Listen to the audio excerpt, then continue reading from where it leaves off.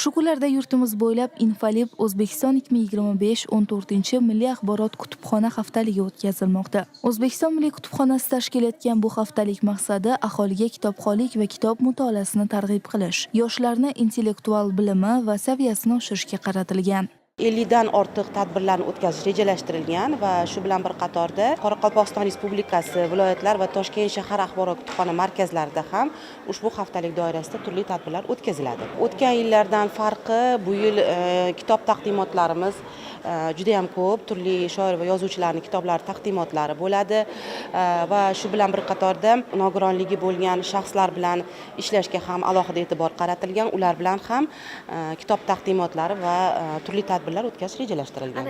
Milliy axborot kutubxona haftaligining ochilish marosimida o'zbek adabiyotining yirik namoyandalari ham ishtirok etdi. O'zbekistonni yana 5 yilga kitobxonlik strategiyasini ishlab chiqayotganlarini e'lon qilishdi. O'sha strategiya ishlab chiqilsa va qabul qilinsa va unda ko'zda tutilgan masala amalga oshsa, demak, noshirlik faoliyati uchun soliq miqdori kamayadi. Bu degani yana ko'proq kitoblar chop etiladi degani. Tadbirda qatnashayotgan xalqaro vakillar kelgan ekan. Bu O'zbekistonning dunyodagi imiji, nomi va faoliyatiga ta'siri bor. Bu yerda kelganlarning ichida juda ko'p kitobxonlar bor. Bu kitobxonlar ertaga yana boshqa bir kitobxonlarga yetkazadi. O'zlari o'qiydi, kitobga mehr ko'rgizadi. Shuning uchun men o'ylaymanki, bu tadbir juda foydali tadbir.